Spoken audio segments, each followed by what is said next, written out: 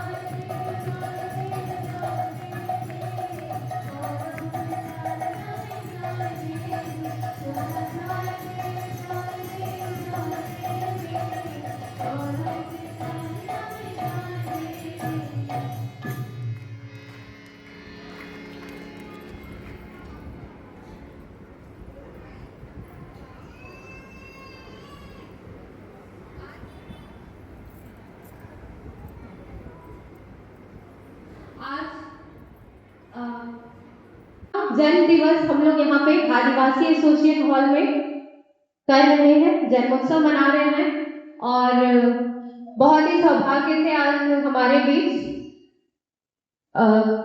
पूर्व की विधायक श्रीमती पूर्णिमा साहू जी भी उपस्थित है। तो मैं उन्हें स्टेज पे आमंत्रित करना चाहूंगी और उन्हें हम सम्मानित करेंगे। पूर्णिमा साहू जी।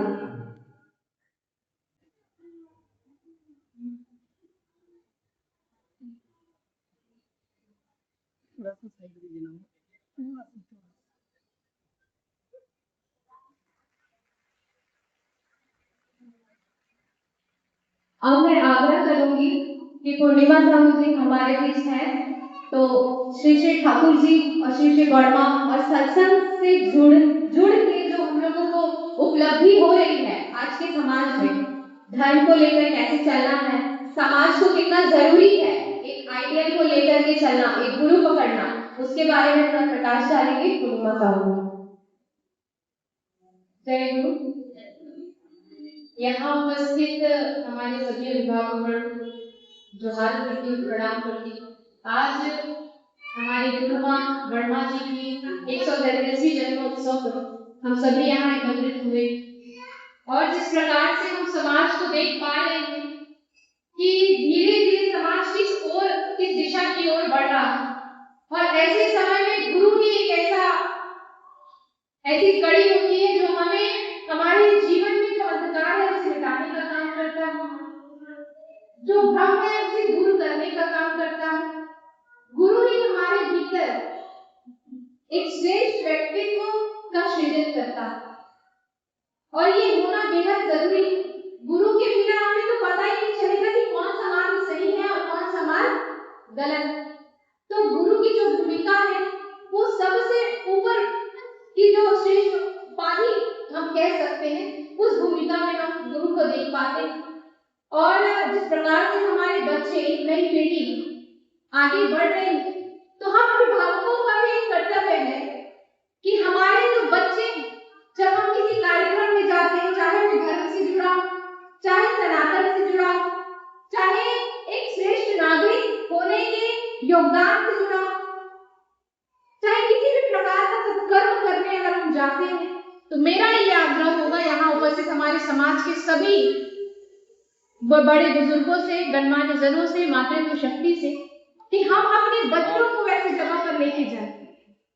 अभी 15 अगस्त आने वाला है, मैं आप सभी से आग्रह करती हूँ कि हम अपने बच्चों के साथ तिरंगा फहराएं, अपने घर में तिरंगा फहराएं। ऐसे में हमारे बच्चे भी सीखेंगे कि 15 अगस्त वो हम तिरंगा फहराते हैं, क्यों फहराते? इसमें एक राष्ट्र प्रेम की भावना जागृत हो।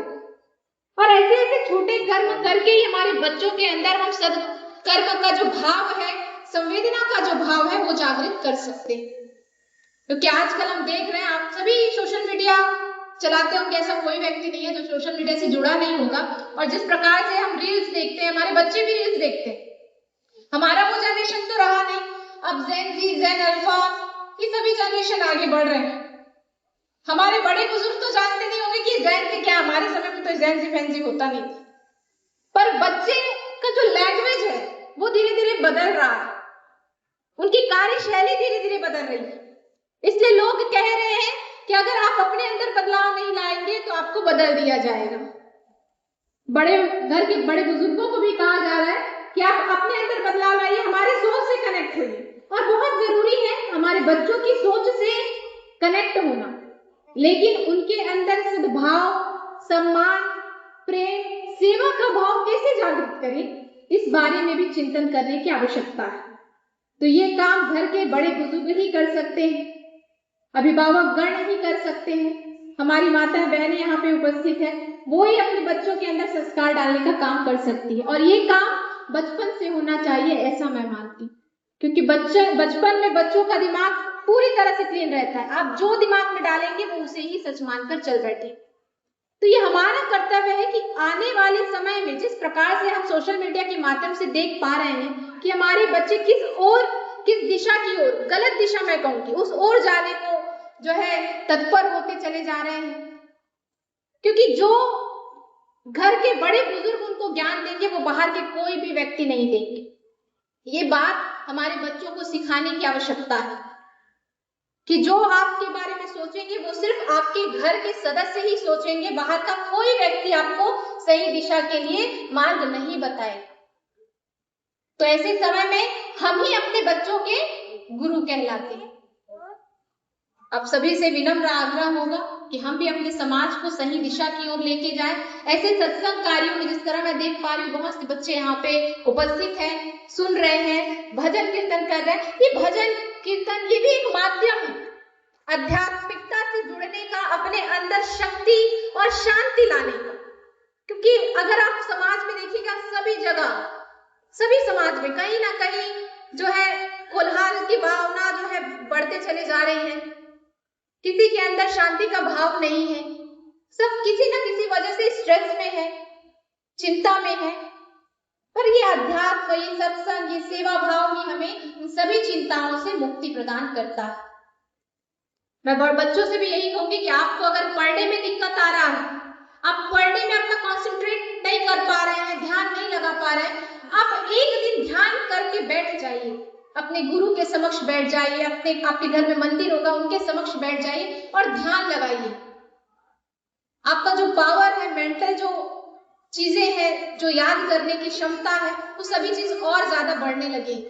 तो ये सभी चीजों का काम हमारा सत्संग, हमारा धर्म, ये सभी चीजों को आगे बढ़ाने में काम करता है। कोई धर्म ये नहीं कहता कि आप गलत दिशा की ओर बढ़े, हमें उसे जानने की आवश्यकता है। आज हम जानते नहीं, जो जैसा पढ़ाया सिखाया वही सही मान लेते, पर खुद पढ़कर नहीं देखते कि क्या लिखा है। आजकल फेसबुक में कोई भी आ रहा है, बता दे रहा है कि ये है, ऐसा है, और हम सही मान लेते हैं। क्यों?